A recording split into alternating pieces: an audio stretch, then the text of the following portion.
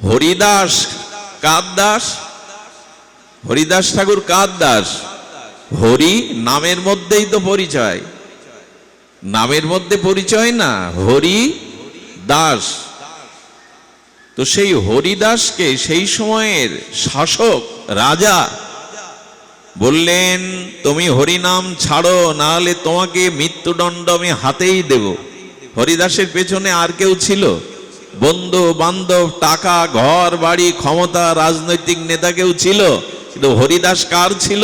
হরির দাস।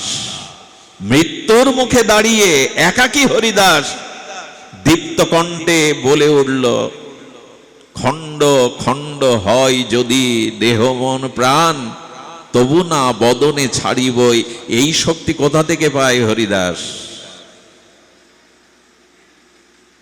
আমাকে যদি এখন দেশের রাজা ধরে বলে হরিকথা ছেড়ে দাও, নালে কালকেই তোমাকে আমি জেলে পুরব, প্রাণদণ্ড দেব, আমি তো নাকে খত দিয়ে বলে আসবো, আর এই ব্যাসপীঠে বসবো না। কিন্তু হরিদাস কার বলে বলিয়ান? সামান্য চেয়ারম্যান মন্ত্রীর সাথে পরিচয় থাকলে তারা বুক ফুলিয়ে চলে, আমার পেছনে মন্ত্রীর শক্তি আছে, আর আমি ভগবানের অংশ, আমি কৃষ্ণ দাস। কিন্তু ওই পরিচয়টা তো নাই, ওই সাক্ষাৎকার নাই বলে দুর্বল হয়ে গেছে। আচ্ছা, আমার নামে একটা মিথ্যা মামলা হলো, আমি চিন্তা করছি যে মিথ্যা মামলায় আমাকে ফাঁসিয়ে দিল, যে কোডে এই বিচারটা, মানে যে গ্লাসে যে কোডে এই বিচার দিয়েছে, আমার নামে কেস হয়েছে, ওই বিচারক আমার নিজজন, প্রিয়জন। ওই জজ যিনি বিচারক আমার নিজজন, প্রিয়জন। সে রাত্রে কল করছে যে আপনি চিন্তা করবেন না, আমি তো সব জানি আপনার সম্পর্কে, কালকে কোর্টে আসুন, জামিন হয়ে যাবে। আচ্ছা, ওই জেলার দায়িত্বপ্রাপ্ত মন্ত্রী যদি কল করে বলে আমি সব শুনেছি, নির্ভয়ে তুমি কোর্টে যাও, আমি জজকে বলে দিয়েছি, রাত্রে ঘুম হবে তো আপনার? না, ঘুম হবে না? ঘুম হবে। মন্ত্রী বলেছেন, বিচারক জজ বলেছেন এটা মিথ্যা, আমি কালকে, মন্ত্রীর কথা উল্টে যেতে পারে পরদিন সকালে, জজের কলমও ঘুরে যেতে পারে, কিন্তু ভগবান বলছেন ন মে ভক্ত প্রণশ্যতি, আমার ভক্তের কোনো বিনাশ নেই। এই কথায় আপনার বিশ্বাস এলো না, ভরসা এলো না? বোঝা যায় কথা? জজ বললে, মন্ত্রী বললে আপনি নিশ্চিন্তে নাক ডাকিয়ে ঘুমান যে আমার সাজা হবে না। জজের মতামত বললে যেতে পারে, মন্ত্রীর মত বললে যেতে পারে, কিন্তু গোবিন্দ বললেন কোনতেও প্রতি জানাহি নমে ভক্ত প্রণশ্যতি, আমার ভক্তের বিনাশ নাই। এ কথার উপর বিশ্বাস কোথায় আমাদের? মাঝে মাঝে আমাদের শুভঙ্কর পাঠকজি আছেন, খোকন দাদাজি আছেন, কথা তারা রসিক ভক্তজন, হৃদয় দাদাজি আছেন, অনেকবার শুনেছেন ক্ষৌর কর্ম করতে গেলে চোখ বুজে থাকি কিনা, অনেক সময় একটু বাতাস লাগে, ভালো লাগে। আচ্ছা, আমার গলায় যিনি নরসুন্দর ক্ষৌর কর্ম করেন, উনি আমার গলায় কি ধরেন? খুর ধরেন, কিন্তু আপনি ভয় পান তো? বরঞ্চ আরামে আপনার একটু শান্তি হয়, দেহের শান্তি হয়। অর্থাৎ ক্ষৌর কর্মে ওই ধারালো খুর গলায় ধরলেও আপনি বিশ্বাস করেন যে আমার গলায় বসিয়ে দেবে না। 2 লাখ 5 লাখ টাকা দিয়ে হার্ট অপারেশন করতে গিয়ে ওটিতে ডাক্তারের হাতে ছুরি দেখেও বিশ্বাস করেন ও আমাকে মেরে ফেলবে না, বাঁচাবে। পরিবহনে ঢাকায় যেতে গেলে ড্রাইভারকে বিশ্বাস করেন যে ও ভালো ড্রাইভিং জানে, আমাকে পৌঁছে দেবে। অথচ ভগবানের প্রতি বিশ্বাস এলো না, তিনি আমায় রক্ষা করবেন। আগেই বলেছি, রোগ তখনই সারবে সদ্গুরুদেব বৈদ্য, আর সদ্গুরুদেবের বাক্য, সাধু বাক্যে সুদৃঢ় বিশ্বাস, এটাই ঔষধ। এই ঔষধ যারা সংশয় যুক্ত, এই ঔষধ কাজ করবে না। বৈদ্য বচন বিশ্বাসা। এই জন্য গীতা বাক্যে ভগবান বলছেন সুহৃদাং সর্বভূতানাং জ্ঞাতমাং শান্তিমিষ্ঠতি। আহা, কত বড় ভরসার আশার কথা। তুমি আমার একমাত্র আপনজন, সুহৃদজন, এ যদি কেউ জেনে যায় শান্তি মিষ্টি, তার জীবনে শান্তি ফিরে আসবে। ভগবানকে যদি আপনি আপন সুহৃদ মনে করতে জেনে যান, শুধু মুখে জানলে হবে না, যদি জেনে যান, গোবিন্দ গীতাতে বলছেন শান্তি মিষ্যতি, তুমি অবশ্যই শান্তি পাবে। সুহৃদাং সর্বভূতানাং, আমি যে জীবের একমাত্র বন্ধু, একমাত্র রক্ষক, একমাত্র তার চলার সাথী, এটা যদি কেউ জেনে যায়, সে শান্তি অবশ্যই পাবে। দৃঢ়তা এলো কই, ভরসা এলো কই? দয়া করে এই জন্য ভগবানকে জানতে হবে। একটা জিনিস বলি, আচ্ছা, একদিন অন্ধকার, এই যে জগতের যে গাঢ় তিমির অন্ধকার, ব্রহ্মাকে বলছেন, ব্রহ্মাজি আমার সৃষ্টি কে করেছে? ব্রহ্মা বলছে আমি। আলো আমি সৃষ্টি করেছি, অন্ধকারও আমার সৃষ্টি, দিনও আমার সৃষ্টি, রাতও আমার সৃষ্টি। অন্ধকার বলছেন তাই যদি হবে, তবে সূর্য আমার সাথে কেন শত্রুতা করে? ব্রহ্মাজি বলছেন কেমন? বললেন সূর্য আমাকে দেখতে পারে না, সূর্য আমাকে তাড়িয়ে দেয়। তো ব্রহ্মাজি তখন বলছেন, আশা আপনাদের দুয়ারে, আমরা হরিকথায় ধ্যান দিই, মনোসংযোগ করি। দেখুন, ব্রহ্মা সূর্যদেবকে ডেকে বলছে, সূর্য নারায়ণ, আপনি অন্ধকারকে কেন তাড়িয়ে দেন, ওর সাথে শত্রুতা করেন? সূর্য তখন হেসে বলছেন, প্রজাপতি শুনুন, অন্ধকারকে তো আমি চিনি না। কি রে, অন্ধকারকে তো আমি চিনি না, অন্ধকারকে তো আমি জানি না, অন্ধকার জীবনে দেখেনি। আছে সূর্য অন্ধকার দেখে তো? সূর্য কিন্তু অন্ধকারকে চেনেই না, কারণ যেখানে প্রকাশমান সূর্য ওখানে অন্ধকার পৌঁছাতে পারে না। তা আপনি সূর্যের সামনে গিয়ে অন্ধকারের গল্প করে কি করবেন? অন্ধকারকে সূর্য জানেই না, চেনেই না, প্রকাশ হতে পারে না সূর্যের সামনে। এই জন্য সন্ধ্যা হয় আমাদের জগতে, সূর্যে কোনো সন্ধ্যা হয় না, ওখানে অন্ধকার নামে না। আমরা বলছিলাম হরিস্মৃতি সর্ব বিপদ বিনাশনাম, হরিস্মৃতি বিপদকে বিনাশ করে দেয়, বিপত্তি থাকে না। তো আজ আমরা ভগবানের সামনে গিয়ে যখন বলি, ভগবান আমার বড় বিপদ, আমি কষ্টে আছি, অভাবে আছি, দুঃখে আছি, বিশ্বাস করুন এই কথা ভগবানের কাছে পৌঁছায় না।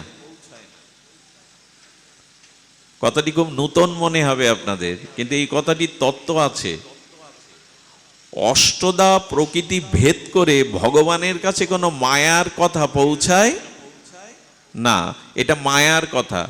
সূর্যকে গিয়ে যেমন অন্ধকারের গল্প করতে নেই, কারণ সূর্য অন্ধকারকে দেখেও নি, অন্ধকারকে তাড়ায়ও না, সূর্য চেনেই না, তেমন আনন্দ ঘন সচ্চিদানন্দ ভগবানের কাছে কোনো দুঃখ পৌঁছাতে পারে না, কোনো মায়ার কথা পৌঁছাতে। তবে আমরা যে দুঃখ বিপদ যন্ত্রণা ভগবানকে জানাই, আবার বলি বিপদহারী মধুসূদন, দুঃখ দূরকারী মধুসূদন বলি যে আমরা, এ কথার মীমাংসা কোথায়? শুনুন, ভগবানের সামনে বিপদের কথা, দুঃখের কথা প্রকৃত ভক্তগণ জানায় না। যেমন বিপরীতে ভগবান দিতে চায় না, তবু ভগবানকে তারা বলে দুঃখ বিপদ দাও, কুন্তির মতো। ভক্তের মধ্যে পার্থক্য আছে। ভগবানকে উল্টে বলে বিপদ দাও। আমাদের সন্ত কবির বলেছেন, সুখের মাথায় আমি পাথর মারি, কারণ সুখ এলেই ভগবান তোমাকে ভুলে যায়, তাই সুখের মাথায় যেন আমি পাথর মারি, আর দুঃখের মস্তকে যেন আমি ফুল দিয়ে পূজা করি, কারণ দুঃখ এলেও তোমার নাম মনে পড়ে, তোমার কথা মনে পড়ে, দুঃখকে আমি পূজা করতে চাই। দেখুন, কেউ ভাববেন না যে দীক্ষা নিলে, নাম জপ করলে, সাধু হলে, ভক্ত হলে, পূজা অর্চন করলে আমার বিপদ হবে না, দুঃখ হবে না, জরাব্যাধি হবে না। এই ভাবনা নিয়ে কেউ ভজন জগতে আসবেন না, বরং বেশি হবে। আচ্ছা, আমার পাপ অপরাধ 7 জন্ম ধরে ভোগার কথা, সেটা ভালো না 7 জন্মের অপরাধের পাপ প্রারব্ধ রোগ শোক 1 জন্মে ভুগে ভগবানের কাছে ফিরে যাওয়া ভালো? কোনটা নেবেন আপনি? আমি আপনাদের কাছে এই বিচার দিয়ে দিলাম যে 7 জন্ম ধরে আসতে হবে, যেতে হবে, কর্মফল অপরাধ সুখ দুঃখ জরা ভোগ করতে হবে। আর ওই 7 জন্মের দুঃখ জরা ব্যাধি 1 জন্মে ভোগ করে প্রারব্ধ নাশ করে ভগবানের ধামে ফিরে যাব, যেখানে আর জন্ম মৃত্যু জরা ব্যাধি কবলিত হতে হবে না। কোনটা চাইবেন? ভক্ত চাই তোমার চরণে যখন আশ্রয় নিয়েছি, কর্মফল তো নাশ হবে না, প্রারব্ধ নাশ হবে না, তুমি এই জন্মেই দুঃখ কষ্ট যন্ত্রণা দিয়ে সব প্রারব্ধ ভুগিয়ে নিয়ে তোমার চরণে নিয়ে যাও, যাতে আর না আসতে হয়। এই হলো। আচ্ছা, ভজন করলে এই ভাষা এই জ্ঞান চলে আসে, নাও যত পারো দুঃখ দাও, কিন্তু আমাকে আর এনো না, মার গর্ভে আর পাঠিও না। কর্মফল কিন্তু ভুগতেই হবে, তা সে সাধু হন আর অসাধু হন।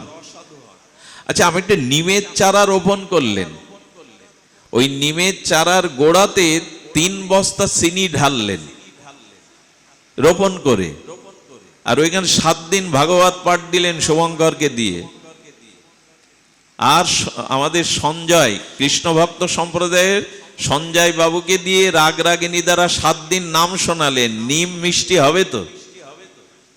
কেন হবে না? ওখানে চিনি ঢাললেন, 1 সপ্তাহ ভাগবত পাঠ করালেন, সঞ্জয় বাবুর দিয়ে রাগ রাগিনী নাম শোনালেন, এত কিছু করলেন, নিম বৃক্ষ দিয়ে নিম মিষ্টি হবে না? হয় না। নামের আলাদা ফল, ভাগবত পাঠের আলাদা ফল, আর নিমের যে স্বভাব, তার স্বভাব সে জল তার শীতলতা ত্যাগ করবে না, অগ্নি তার দাহিকা শক্তি ত্যাগ করবে না, গাভীর দুগ্ধ তার শ্বেতশুভ্র রং সাদা রং ত্যাগ করবে না। ভজন করলে বিপদ হবে না, অমুক হবে না, তো বেশি হবে। দেখা গেছে তাই কুন্তির জীবনে কত দুঃখ, সচিমা সারা জীবন কেঁদেছে, সীতামার জীবনে 2 বার অগ্নি পরীক্ষা দিতে হয়েছে সতী কিনা। বৃন্দাবনের বড় বড় সাধুদের দেখেন বড় বড় রোগ, সারা জীবন রাধারানীর ভজন করছে, ভগবান বলছে আর তোমাকে মার গর্ভে পাঠাবো না, এই জন্মেই প্রারব্ধ ভুগিয়ে তোমার কাছে নিয়ে আসবো। ভজন করলে এই বোধ আসবে। এই জন্য হায় হায় গেল গেল, অভক্ত বলে হায় হায়, আর ভক্ত হায় হায় না বলে ওই 2 অক্ষর বলে হরি হরি। হায় হায় কয় অক্ষরের? হয়াকার রস্যই, আর হরি সেই 2 অক্ষর। আমার মতো মাদিস জীব যারা সাধু কৃপা ভজন নাই, তারা বলে হায় হায়, আর ভক্ত বিপদ এলে বলে হরি হরি, একই শব্দ। ভজন করুন, তাতে ভগবান এমন কৃপা শক্তি, জ্ঞান শক্তি, চেতনা দিয়ে দেবেন, বিপদটার মধ্যেও আপনি সম্পদ খুঁজে পাবেন। এই জন্যই তো ভজন।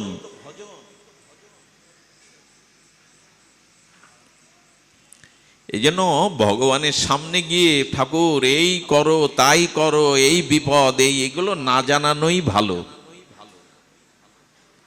বরঞ্চ বলতে চান যে প্রভু প্রারব্ধ ভুগিয়ে নাও, যাতে তোমার স্মরণ হয়, তোমার স্মৃতি হৃদয়ে জাগে, সেই বিপদকে আমি ফুল দিয়ে বরণ করি, আর সুখের মাথায় আমি পাথর চড়ে মারি, যে সুখ তোমার স্মৃতি ভুলিয়ে দেয়।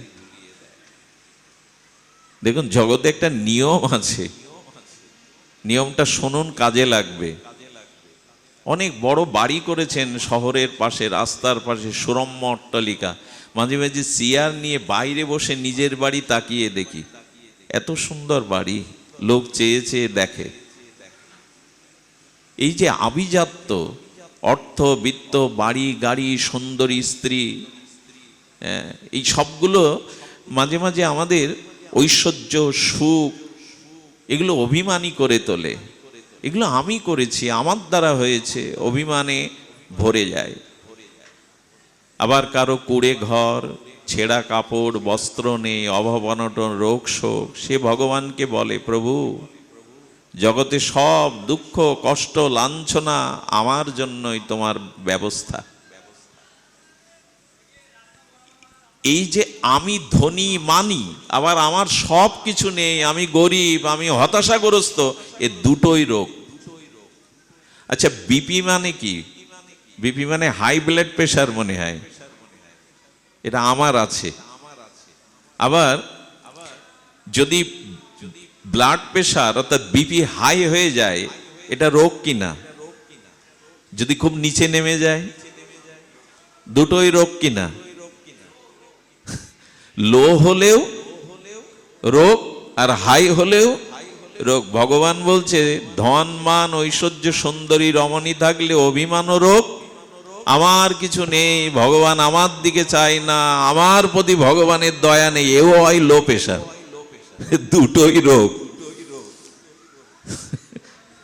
বিপি ভালো কি? বিপি কি ভালো? হাই প্রেশার বা লো প্রেশার ভালো কি মাস্টার? ভালো না, এ দুটোই রোগ। এই জন্য ভগবানকে বলতে হবে ঠাকুর মশাইয়ের মতো, গৃহে থাকি বনে থাকি সদা হরি, তুমি যেভাবেই রেখেছো তাতেই আমি রাজি, তাতেই আমি খুশি, আমার কোনো অভিযোগ নেই তোমার কাছে, আমার কোনো অভিযোগ নেই তোমার কাছে। দেখুন, এই ভাগবত তত্ত্বগুলো আমাদের নূতন জীবন দেবে। ওই সঞ্জীবনী সুধার মতো লক্ষণ জেগে যাবে, জীব জেগে যাবে। হরিকথা অমৃত বলে কেন? এই জন্য এগুলো জাগিয়ে দেয় জীবকে। ভগবানের সামনে রাত দিন তার সুখের চিন্তা নেই, তার সে এই হলো না তাই হলো না, আমার দিকে চাইলে না, এত দুঃখ এত যন্ত্রণা, এই ভগবানের কাছে এটা কেন? বলে কি এই লো প্রেশার, এও রোগ। আবার আমি ধনী, আমি মানি, আমি অমুক, এও আবার হাই ব্লাড প্রেশার, উচ্চ রক্তচাপ। এই দুটোর মধ্যে সামঞ্জস্য রাখুন। প্রভু যেমন রেখেছো তুমি ভালোই রেখেছো। বিড়ালের বাচ্চা খাটে ছিল, মা ঘাড় মোটকে উনুনে রেখে আসলো ছায়ের মধ্যে। বিড়ালের বাচ্চা বলে কি যে মা খুব নিষ্ঠুর, রে মা আমার দরদ বোঝে না, ছিলাম খাটে এখন ছায়ের গাদায়। বলে বিড়ালের, বরঞ্চ বলে মা জানে আমার কোথায় সুখ হবে, এই জন্য মা আমাকে স্থান পরিবর্তন করে এখানে রেখেছে। এরকম মনে করুন না, যেভাবে আছি ভগবান ভালোই রেখেছেন। তবে হ্যাঁ, একথা বলবার আগে আমি ভগবানের এই সংকল্প নিতে হবে।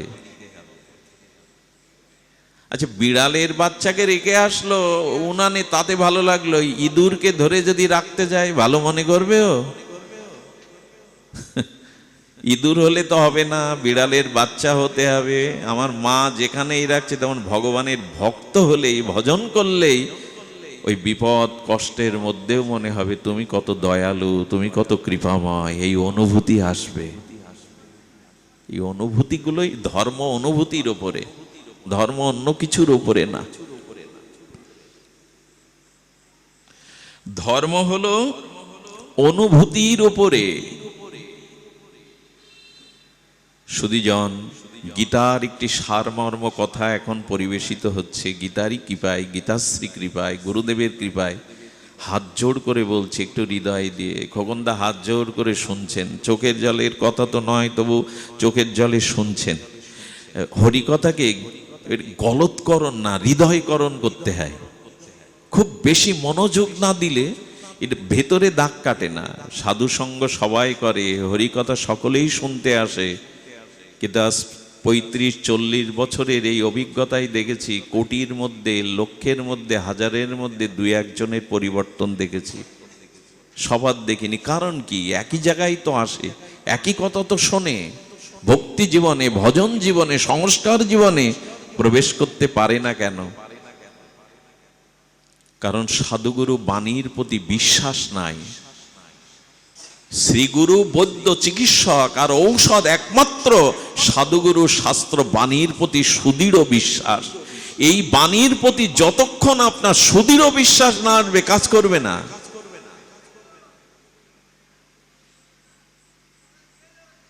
এই স্তম্ভ আমার সামনে আছে, এই যে প্লাস্টার করা পিলার, আমি বললে ওর মধ্যে ভগবান আছেন এই বললে নৃসিংহদেব প্রকাশ হবে তো?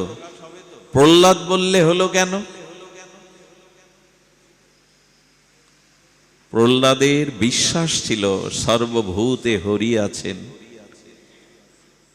সর্বং খলিদং ব্রহ্ম, সব ভগবানময়, যাহা যাহা নেত্র পড়ে তাহা তাহা কৃষ্ণ স্ফুরে। প্রহ্লাদের কারণে ভগবান নৃসিংহ স্তম্ভ থেকে প্রকাশ হন। আমার কথাই হবে না, ওই বিশ্বাসের জায়গায় আমি এখনো পৌঁছাই। বিশ্বাস চাই, হরিকথাকে বিশ্বাসের সহিত গ্রহণ করতে হবে, হৃদয় দিয়ে গ্রহণ করতে হবে। সেটি হলো, দেখুন, একটা তত্ত্ব, একটা সংস্কার, হাত জোড় করেছি, খুব অনুরোধ করেছি কথাটা হৃদয়ে নেওয়ার জন্য। সেটি হলো, যা অনিত্য, যা কালের দ্বারা কবলিত, যা দুঃখপ্রদ, যা ধ্বংসশীল, যা নিয়ে আসিনি বা নিয়ে যেতে পারবো না, ক্ষণস্থায়ী, এই বস্তুগুলোকে নিজের অনুকূলে রাখতে চাইবেন না, বেড দিয়ে বুকে জড়িয়ে ধরে রাখতে চাইবেন না। তাহলে জন্ম মৃত্যু দুঃখ থেকে ব্রহ্মাও আপনাকে ত্রাণ করতে পারবে না। আবার বলি, কিছু কথা দুবার বললে হৃদয়ে গেঁথে যায়। পাথরের খুঁটিটাকে মাটিতে পুঁততে গেলে, প্রতীত করতে গেলে কয়েকবার আঘাত দিতে হয়, তাহলে ভালো করে পতিত হয়।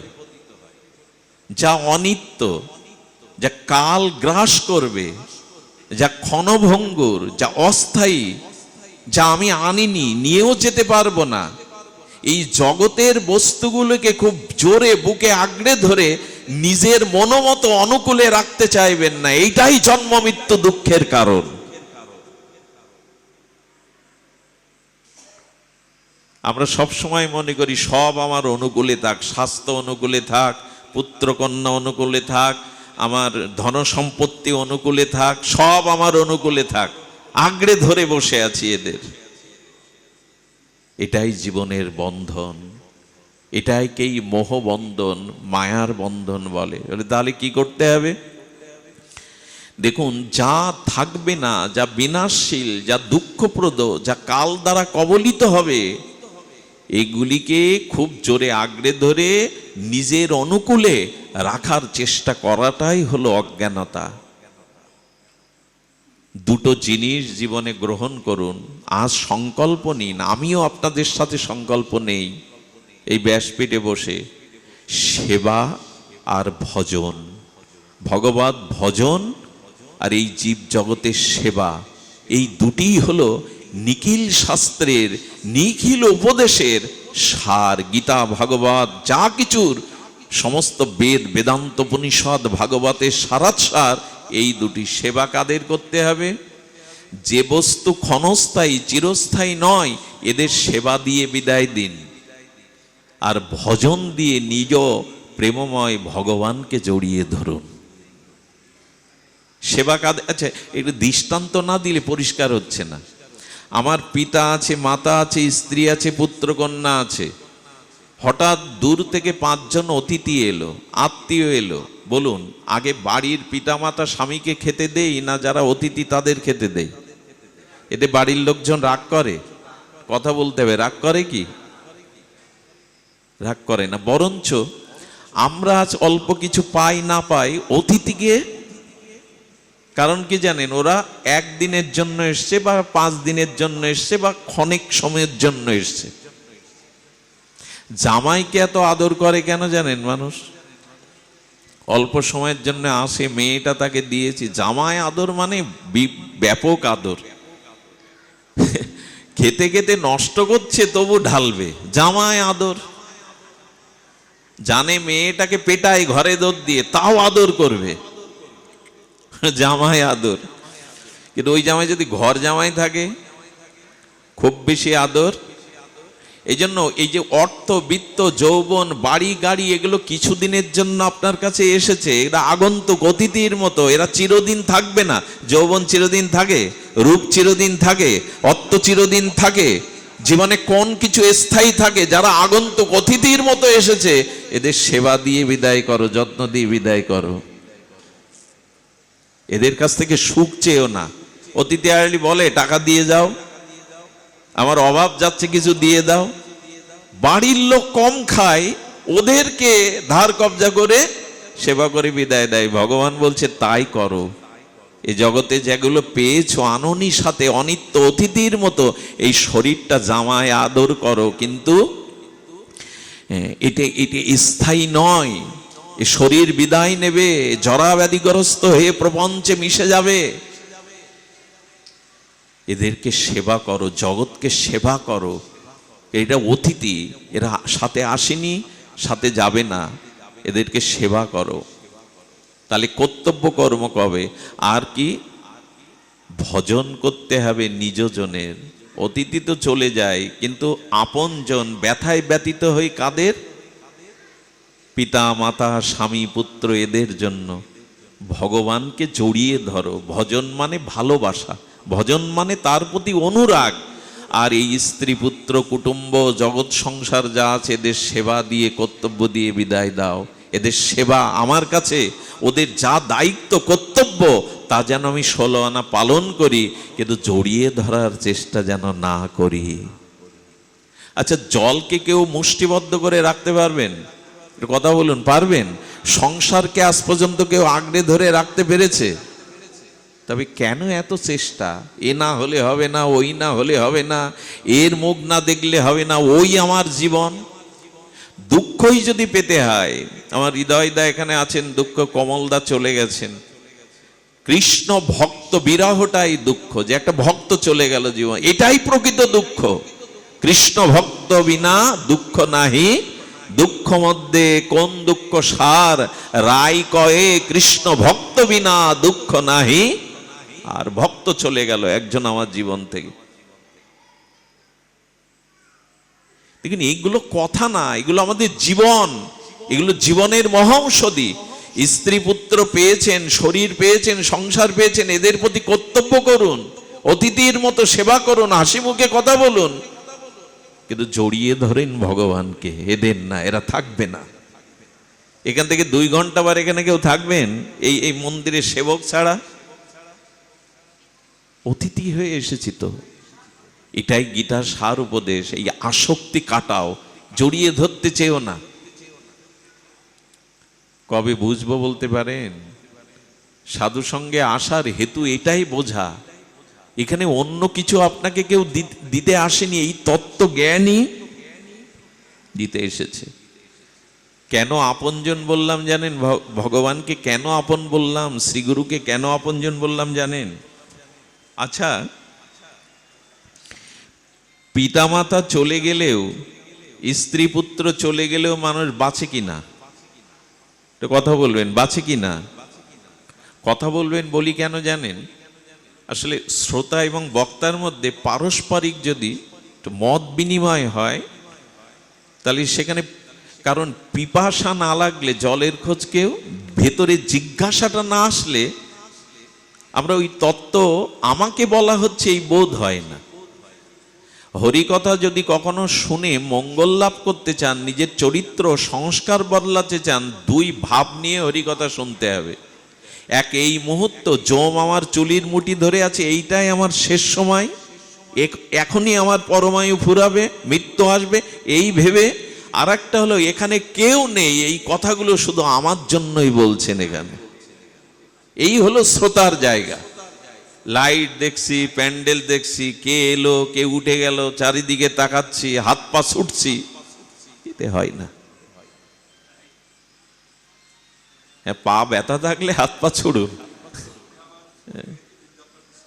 সেটাই তো। এই জন্য হরিকথা কি মন দিতে হবে, যে জম চুলির মুঠি ধরে আছে, এটা আমার অন্ত সময়, আর এখানে আর কেউ নাই। এই সমস্ত কথাগুলি শুধু আমার জন্যই ভগবান শাস্ত্র বলছেন, এখানে আর কেউ নাই, কারোর জন্য বলছে না। তখন হরিকথাতে মনোনিবেশ হবে, হৃদয়ে প্রবেশ করবে। এটি সুধীজন, পিতামাতা স্ত্রী পুত্র চলে গেলেও বাঁচি কিনা? আমরা বেঁচে থাকি, কিন্তু ভগবান হৃদয় থেকে চলে গেলে বাঁচবেন? আত্মা চলে গেলে বাঁচবেন? নিঃশ্বাস চলে গেলে বাঁচবেন? কে আপন? যে না থাকলে আমার অস্তিত্ব থাকে না, যা চলে গেলে আমিই থাকি না, সে আপন না এরা আপন? খুব মার্মিক কথা। কিন্তু পিতা মাতা মরে গেলেও সন্তান বাঁচে, স্ত্রী পুত্র মরে গেলেও মানুষ বেঁচে থাকে, কিন্তু আত্মা চলে গেলে, নিঃশ্বাস চলে গেলে,